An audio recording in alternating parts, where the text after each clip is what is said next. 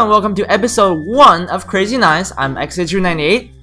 And I'm Mark5000. And this series is about the 9x9 game where we give tips, tricks, and techniques to help you improve in 9x9 Go. Our inaugural episode received a lot of good feedback on Reddit, and I want to thank all of you for your kind words and suggestions. So in this episode, we're going to try to improve the audio as well as the video editing a little bit.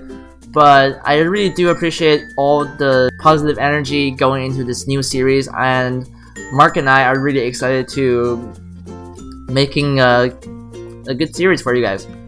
Yeah, absolutely. And today we're going to talk about the historical use of 9x9 and have a little bit of Komi talk. What do you think? Oh yeah, because the Komi was also mentioned on Reddit, and I thought it would be a nice thing to address that question. So yeah, I guess we're gonna find out in this episode.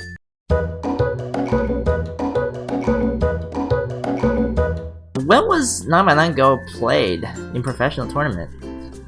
Well, the first time that it appeared in professional play is somewhat of a mystery, but the first recorded game files that at least we're aware of in our research is a 2-game match between Go-Seigen and Miyamoto Naoki. And after that, several years forward in the 80s, the Japanese TV station, the NHK station, decided to host a series, a several year-long series for 9x9 tournaments, and they were broadcast on Japanese television.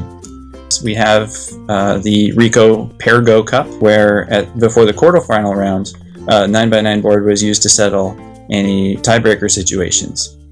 9x9 board has also appeared in the US and European Go Congresses as separate events. I wasn't there this year. I did go to Congress, but it was kind of like the first night, and people were like, I didn't want to play Go, so no one was there. But you said that was perfect, though. Yeah? You should have been there. Just muscle through.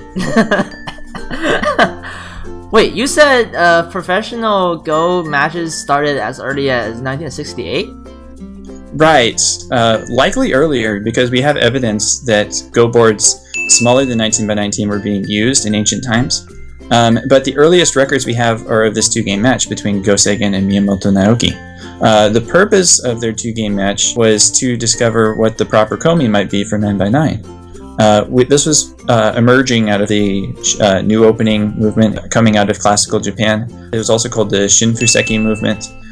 Toward the end of that, people started getting interested in what their proper Komi values are for 19x19 and other size boards. And incidentally enough, both of the games ended in a 4-point win for Black. Oh, really? It's true. That's a coincidence. You can see the records right here. Oh, okay. Let me pull it up, actually. I actually have no idea what they played. But hopefully by the end of this series, we'll just get a hang of what they're actually doing. So yeah, basically in the first game, Miyamoto Naoki was playing as Black, and Go-Seigen was playing as White. As you can see, a lot of intense fighting here in the game. I'm just gonna play through this quickly. It turns out that Black won by 4 points in the first game. So, I say that's pretty close, right? Well, there's one thing we need to notice here. There was no Komi in this game, which means Black just goes first and without any Komi. Well, this time Go-Seigen was playing as Black, actually. And still, I had no idea what was going on whatsoever. You can at least pretend to know what's going on.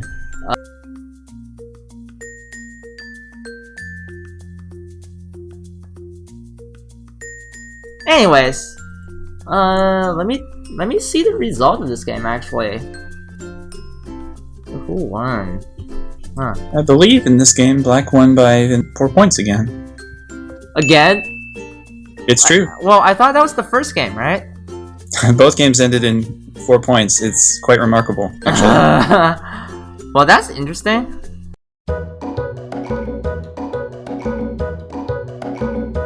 I guess so. That means the ideal Komi is 4 points, right?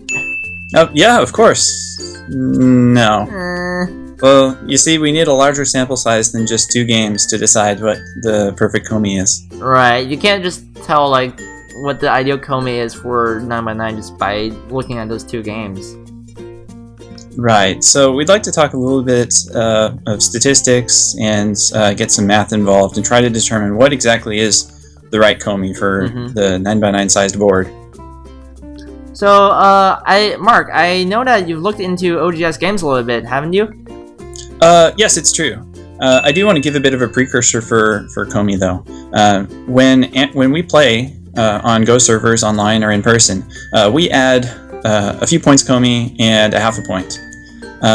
Obviously, Go, in principle, is a drawing game, which means that perfect play on both sides should result in a draw.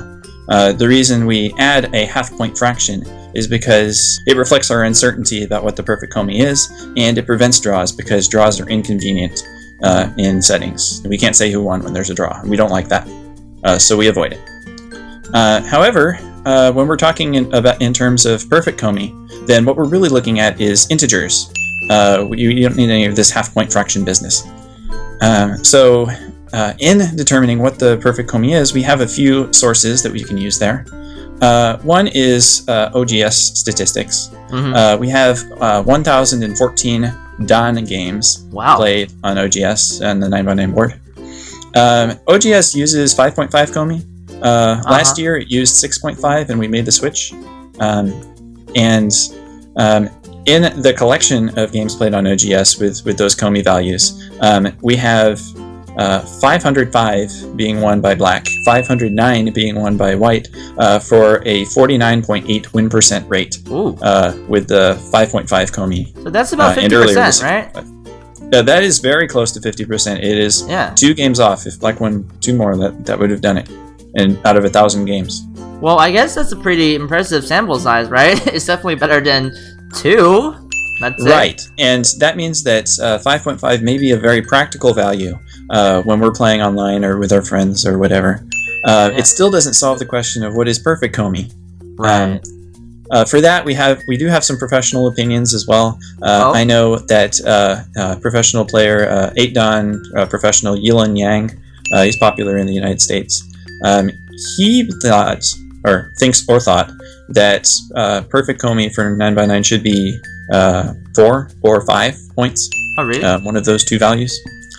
And also one of our sources we can use is human-computer Go matches. There are a lot of human versus machine type events being held since the 2000s and all onward. And in the computer Go events after 2011, universally they are played with 7 points of Komi. 7 points of Komi. Well, that's pretty large. Not 7.5, it's 7, and it does seem large. It indicates a significant first move advantage for the black player. So, how were the pros doing there? Well, the pros are winning all their matches. Right, the robots. Yes. Bots have come a long way. A lot of them are playing at 7 Dan amateur level or higher on the 9x9 board. Still haven't quite outpaced professionals, but maybe we'll see that soon. Regardless, what we'd like to talk about is not the statistical value, but the fact that 7 points was considered to be the fair Komi when you're talking about perfect play between an individual and a robot player. Okay. So we have this battle. Is it 5 or 7? Is it 5 or 7? And you might also wonder, why is it 5 or 7? Why not 6? Right. Like, why isn't it an even number? Why is it always odd? Right. Mathematically, when area scoring is used, the winning margin without Komi is always odd. This flows directly out of the fact that there are 81 spaces, and 81 is an odd number. So unless there is an odd number of spaces surrounded in a SHIN situation, then mathematically speaking, the end result will always be an odd number when there is no Komi. Therefore, to create a drawing situation, the Komi value must be an odd integer. Okay. I mean, it still seems odd to me. Get it? Because it's odd.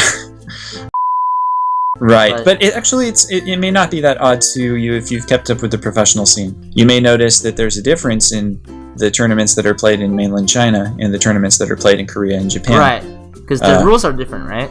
Yes, they are. But what's more important is what follows the rules difference. When Chinese rules are employed, which is area scoring, which means you count the stones in addition to the spaces, then the games are played with 7.5 Komi.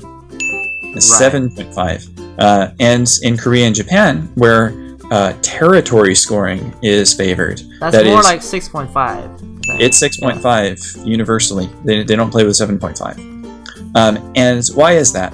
Well, in about the late 90s, I believe, Japan voted to increase the Komi from 5.5 to 6.5 because it was agreed that 5.5 statistically was too low since black wasn't winning enough games, and who is black, who's the black player is random, decided by Nigiri.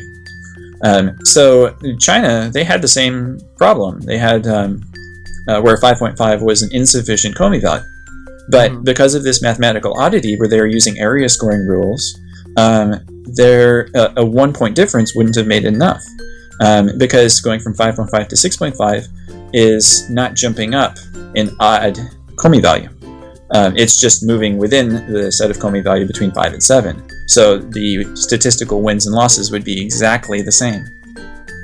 So incidentally, they moved theirs up to keep up with what the statistics were telling them about wins and losses to 7.5. And since then, the statistics have been much more even.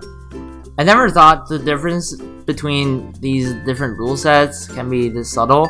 And I know that in AGA rules, white needs to be the last player to fill up Dame, so maybe that's accounting for the difference, right?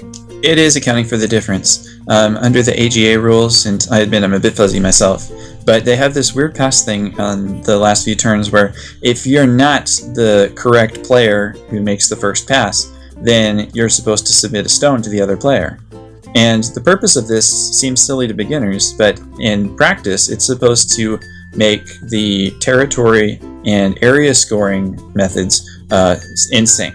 It's supposed to bring them together and make sure that they give the same result, so that no matter if you're calling it by area or by territory, the same result is reached.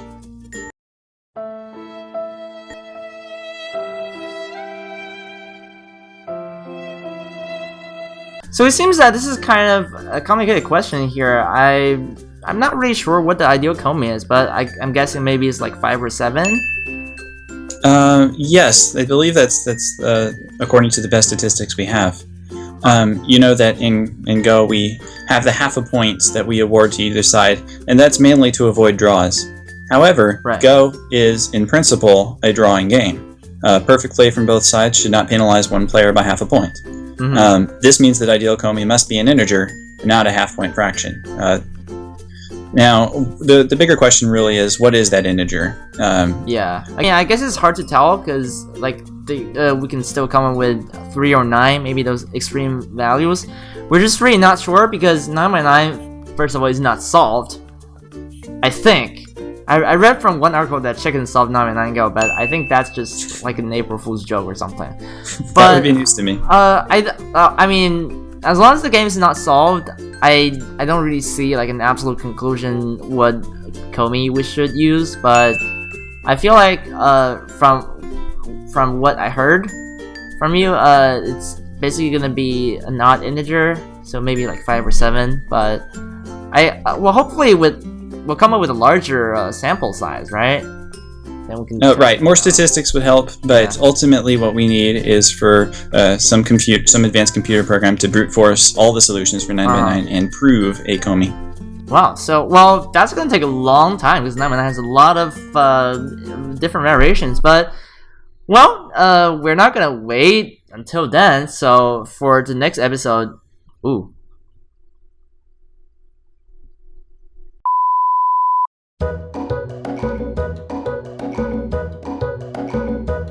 But starting from next episode, we're actually gonna get rid of all this theoretical stuff, and then we're gonna bring you guys into actual 9x9 tactics. We're gonna start with Tengen, the most straightforward point to start with, really. I mean, yeah, we're just gonna bring you some examples, and hopefully you have a better idea of what Tengen is all about. It's really different on the 9x9 board. But until then, I'll see you guys in the next episode. Thanks for watching. I'll see you guys next time.